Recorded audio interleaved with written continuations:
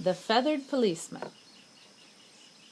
King was a parrot and master of the place, except when the owner decided otherwise. He kept strict guard over the premises, scolding the birds that gluttonously ravaged the fruit, driving away bad dogs that came to steal, and keeping out, with his talk, numerous beggars who might have borrowed certain things and forgotten to return them. King was a very useful and highly prized bird, for though he had the range of the place, he was content to abide at home, where his valuable assistance was needed. A band of ruffians who lived by stealing had taken up their quarters in the town, and the people were sorely vexed because of them. The police were constantly on the watch, but no one succeeded in catching the outlaws. So matters dragged on for months. Then the thieves decided to plunder the doctor's home on the hill. They immediately found themselves in trouble because King guarded his master's property. I nearly forgot to tell you that King's master was a doctor. One dark night, the doctor, who lived alone much of the time, saddled his horse and hurried away in answer to an urgent call. The patter of hurrying hooves sounded along the driveway. Scarcely had the gate swung closed behind the hastening doctor ere 3 men stepped from the shadow. 2 remained without, one on either side of the house, while the third pushed open the unfastened door and entered. He had nothing to fear, therefore he took no care to conceal his movements or to avoid making a noise during his search. Because it was unhandy to find things in the dark, the thief struck a light, and soon the place hid nothing from any eye who cared to look. Taking from inside his coat a large sack, the man proceeded to fill it with various articles of value, going through the whole house till the bag began to be bulky and quite unwieldy. Then, with some difficulty, he passed from the doctor's study into the dining room, which was King's sleeping quarters and the last room to be pillaged.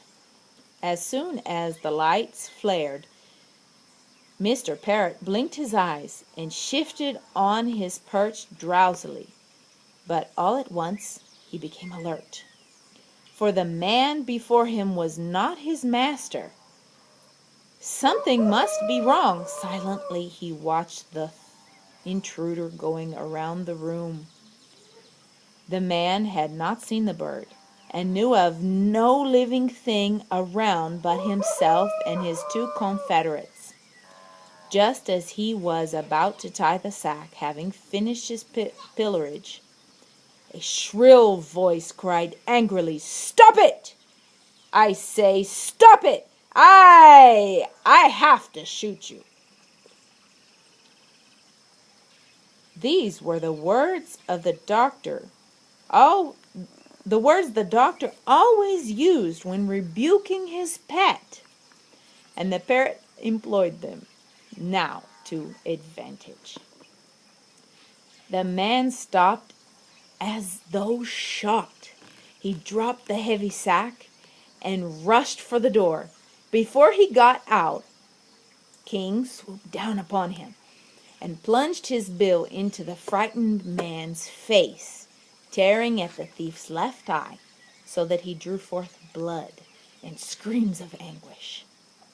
The 2 thieves who had remained outside took alarm for their safety and fled at once, leaving their comrade to escape any way he could.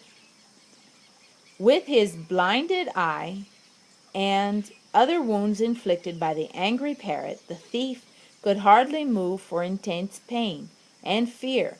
He groped his way in the dark to the porch, where, unable to see, he fell off the edge, striking his head against a hitching block on the ground below, and lay there unconscious from the blow. Arriving at the home to which he was supposed to have been called, the doctor found no one sick and took instant warning.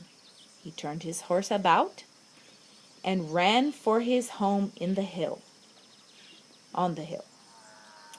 From a distance the light blinked at him, and he spurred the speeding animal to greater exertion. As he raced along the highway, two men stepped out of the road into the concealing bushes, but he paid no attention to them, and dashed on to the house, where he drew rein and leaped to the ground with pistol in hand. King met him at the door, calling, "Stop it, I say! Stop it! I'll have to shoot you!" Quickly the doctor glanced about, observing the abandoned sack, also the blood upon the floor and over King's head. A groan attracted him to the porch, whereupon, striking a match, he discovered the injured thief. The poor fellow had suffered the loss of his left eye, with the added affliction of a broken collarbone, bruises, cuts, and scratches, which were all the result of his attempted burglary.